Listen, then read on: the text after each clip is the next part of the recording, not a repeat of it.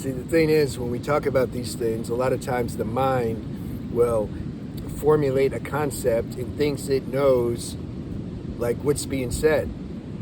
Can't, doesn't know. You have to experience these things, and that's going to be different than what you might currently think something is before you've experienced it. It's like, I don't know, I've been to I don't know how many countries, over 20, and every time before I went to a new country, I would imagine what it's going to be like, and it's never like that. It's just never like that. Life is never like that. So this is the same thing. So, disclaimer, when I'm saying when you're free of desires, that's the ultimate freedom. It's not that you just walk around in some kind of with a hex, like you're in a spell, you know. Hey, do you want to eat? I don't have any desire. It's not like that. You still enjoy things. You might enjoy a roller coaster or going to the beach. I had a desire to move to the coast, so I moved to the coast. What's the problem? Here's the problem. Not my problem, but it used to be my problem. But if that problem came again, it's cool. Something will deal with it. Some karma maybe is hiding somewhere that I'm not aware of, and I was, oh, okay, there's some karma. That's cool. What am I talking about? I'm talking about if you might feel like you're not attached to a certain desire or thing, but then if it happens, you might feel, okay, I'm a little attached, actually. That's cool. That's cool. You catch yourself out. It's like if you're in a relationship and you say, you know what, if she left me or he left me, I'm cool, man. Like, go ahead, leave. And then they actually leave. It's like, uh-oh, why does my heart feel different? See, we don't know. But when I'm saying be desireless, or that gives good freedom, you still have desires, but if they don't get fulfilled, you might have a desire to go to the beach, but maybe then it started raining. You're not going to go into a depression. Oh, okay, it's raining. You still enjoy. You're still enjoying yourself, period. That's the thing. Fulfilling desires, the mind thinks it's the fulfillment of the desire that's giving you joy or pleasure. It's not. You know what it is? Your mind's quiet because you fulfilled it. The mind's been obsessing so long. Oh, I really want this person in my life. I really want it. Then she or he comes, and then you feel like, oh man, like, God, I can like relax now. Like, must be her or him. Like, that's why I feel so good, because they're in my life. No, they're in your life because you're not thinking about it. I mean, you feel good because you're not thinking about it anymore. That's why the calm mind is what gives you an experience of joy, because the joy is inside, but we can't see it or feel it when the mind, the rat race mind's going. That's why I said, so it makes sense, right? If you're free of desires, knowing, right, you know how desires create commotion in the mind. So, right, it's obvious. If you're free of that commotion in the mind, then your mind's a little more quiet, then you're going to access or experience this uncaused joy that's already inside you. That's why I say being free of desires will make you feel good. It will give you some freedom. People are being pulled around everywhere by their desires. And the sexual desires, this is deep. Those sexual chords, deep. Why? It's the second strongest instinct a human being has.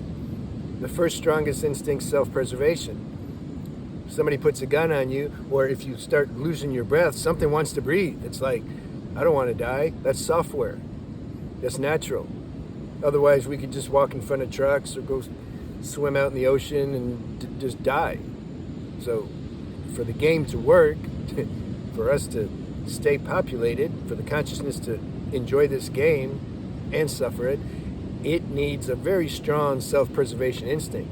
Otherwise, you go you feel something you don't want to feel, you're just off yourself, because like, who cares? There's no self-preservation instinct to keep that from happening. Self-preservation instinct strong. All right.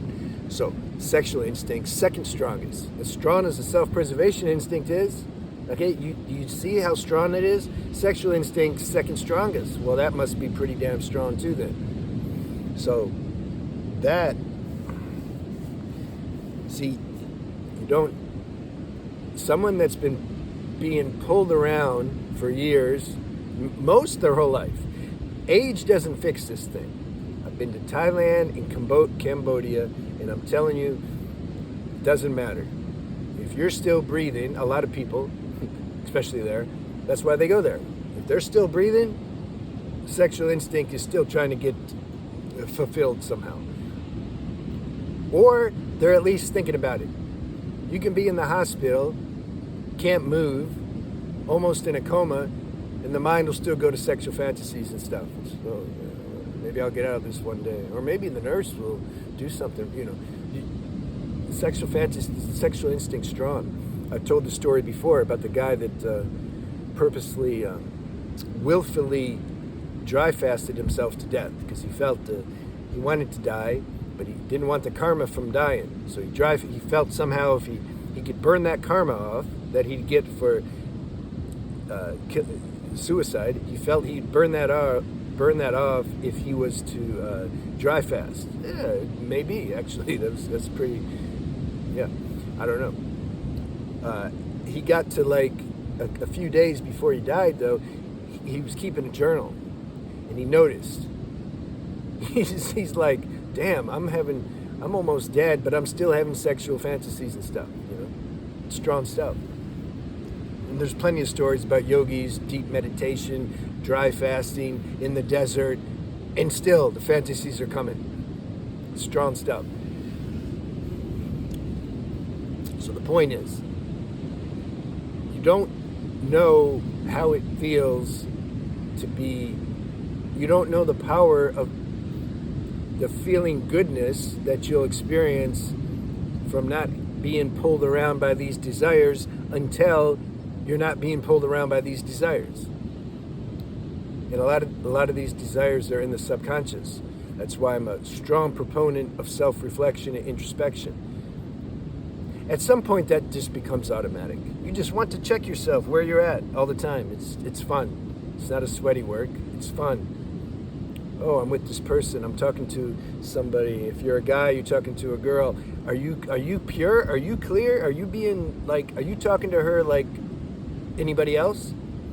Or is there some little bit agenda in there somewhere? It's not about guilt or shame discovering that. It's about your self-reflection. Check it. Or is it pure? You can fully enjoy the female energy if you're a guy. That's natural because we're half of the whole on a human level.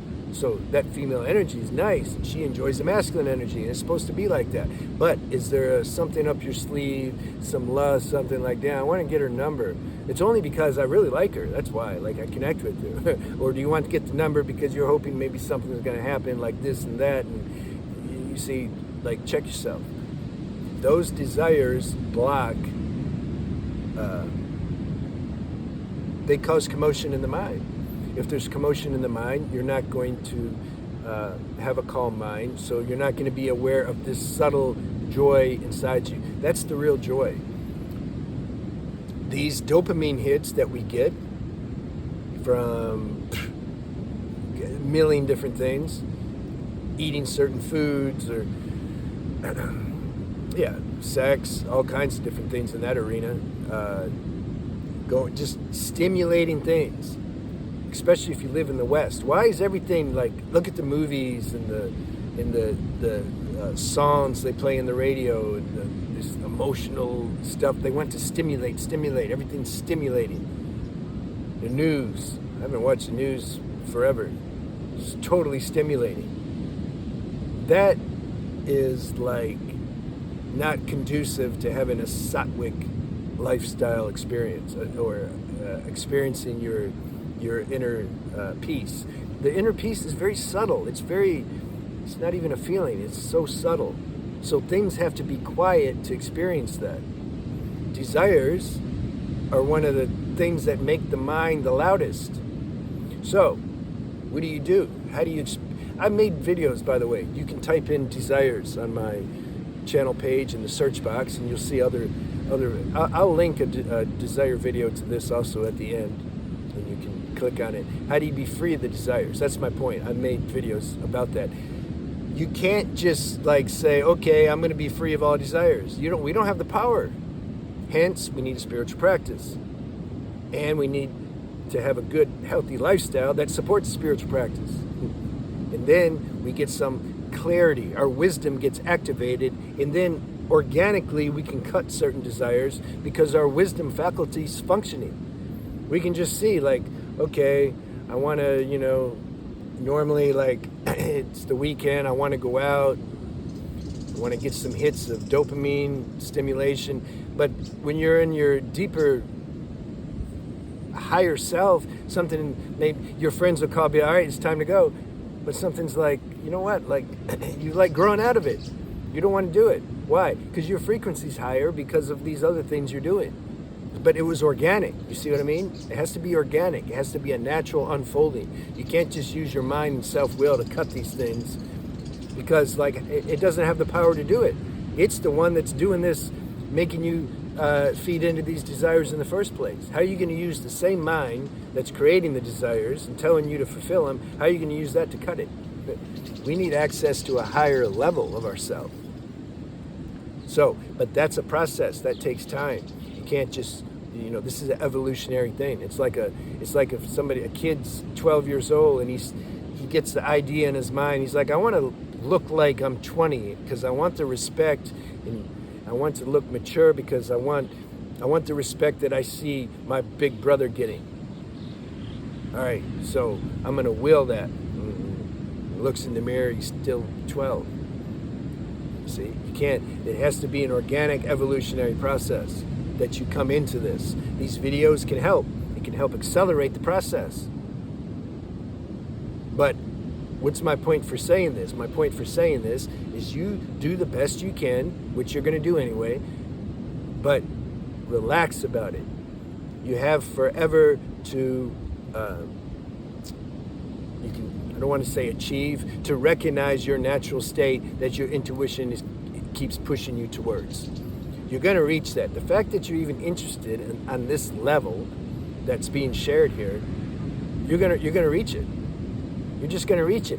When you relax about it, you'll reach it faster. That's the paradox. You notice how a lot of things are paradoxical? The more we try to get something, you ever be really hungry for a relationship? I'm going to go get that relationship. And you don't get nothing, or you end up with something that's like really not good for you. But when you're chilling, you're just kind of chilling, then a girl can just pop out of the woods somewhere. Hey, what are you doing? Oh, I'm making a video. Oh, I like that subject. Yeah, me too. Yeah, you want to go talk about it? Things happen like that. All right, I'll see you.